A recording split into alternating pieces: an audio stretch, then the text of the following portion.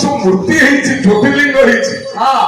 ଆପଣଙ୍କ ବାପା ତୀର୍ଥ ନା ମୋରି ଶିଳା ଖଣ୍ଡେ ହେଇଛି, ମୋରି ଦେହରେ ଆପଣଙ୍କୁ ପୂଜା କରାଯାଉଛି। ଭଗବାନ ଆପଣ କେମିତି ବଡ ହେବେ? ଦେବଦେବ ମହାଦେବ ଆପଣଙ୍କୁ କହନ୍ତି। ଆପଣ ନିଜକୁ ଏଡେ ଅହଙ୍କାରୀ କହିଲେ। ମଣିପୁରୀ ଗଞ୍ଜେଇ ଖାଇକି ନିଶା ହେଇଯାଇଛି, ଜାଣିପାରୁନ ମୋ ଉପରେ ରହିଛ ବୋଲି ମୁଁ ତମକୁ ଧରିଛି। ଭଗବାନ ଶିବ ଅନୁଭବ କଲେ ତାହେଲେ ଭୁଲ କଥା ନା। ପ୍ରକୃତରେ ମତେ ଧାରଣ କରିବା ଲୋକ ହଉଛି କୈଳାସ, ଯାହାର ପୂଜା ବି କରାଯାଉଛି।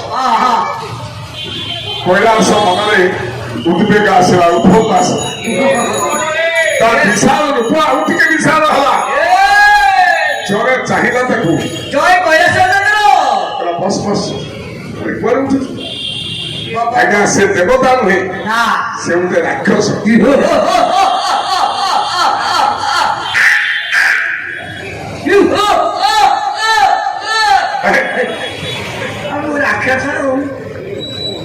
କୈଳାସ ଦେବତା ଯୋଉ ଜାଗାରେ ବସିବେ ସେ ଦେବପୀଠ ହେଇଯିବନି କି ସେ ବଡ ହେଇଯିବନି।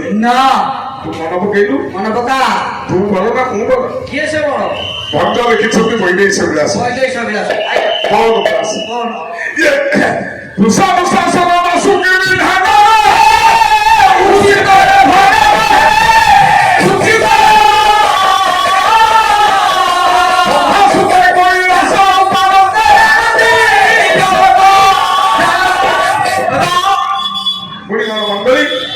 ଆପଣମାନେ ଦେଖନ୍ତୁ ସାହିତ୍ୟର ଦିଗକୁ। ଯୋଉଦିନ ସୁପର୍ଣ୍ଣଖା ନାସାକର୍ଣ୍ଣ ଛେଦନ ହେଲା, ନାସାକର୍ଣ୍ଣ ଛେଦନ ହେଲା, ରକ୍ତାକ୍ତ ହେଇଯାଇ କାନ୍ଦୁଛି ଭାଇ ରାବଣ ପାଖରେ। ରାବଣ ଚାହିଁଲା ଏଇ କାମ କିଏ କଲା? ସଂସାରରେ 3 ଜଣଙ୍କୁ ମୁଁ ଜିଣିଛି, ମୋ ପୁଅ ଜିଣିଛି ବୃଷା ଇନ୍ଦ୍ରକୁ। ବାସୁକି ବିଧାନ, ବାସୁକି ଇନ୍ଦ୍ରଜିତ ବାନ୍ଧିକି ଆଣିଛି। ଆଉ ଜଣେ ହଉଛନ୍ତି ବୃଷାସନ, ବୃଷାସନ ହଉଛନ୍ତି ଶିବ। ଦେବଦେବ ମହାଦେବ। ଶିବ ବି ମତେ ଭୟ କରନ୍ତି। ଭଉଣୀ ନାକ କାନ କାଟିଲା କି? କାରେ ସାହସ? ଦେଖିବେ ଇନ୍ଦ୍ରଜିତ ଇନ୍ଦ୍ରକୁ ବାନ୍ଧିଛି, ଇନ୍ଦ୍ରଜିତ ବାସୁକି ବାନ୍ଧିଛି। ଏଇଟା ବନ୍ଧା ସୁତେ କୈଳାସ ପାର।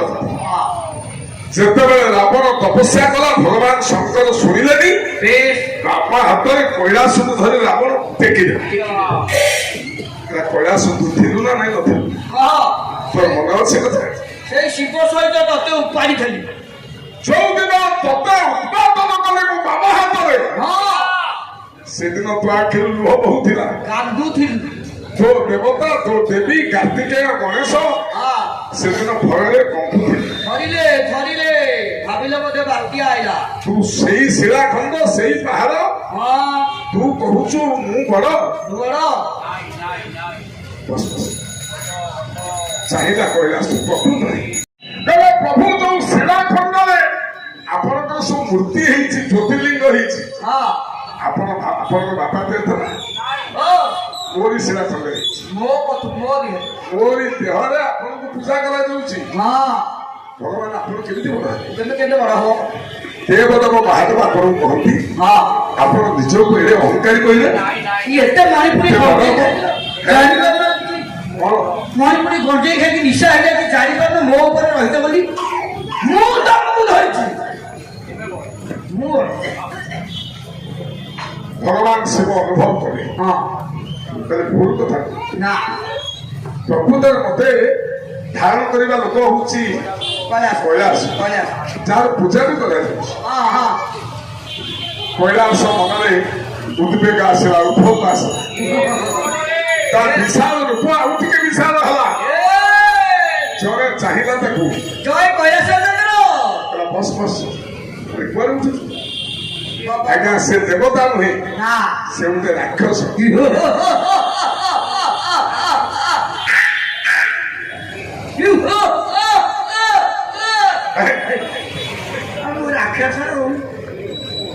କୈଳାସ ଦେବତା ଯୋଉ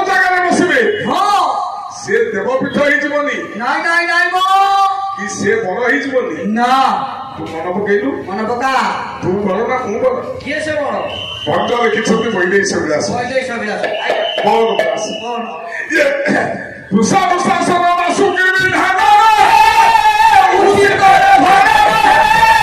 ଉଚିତ ଭାସୁକେ କୈଳାସ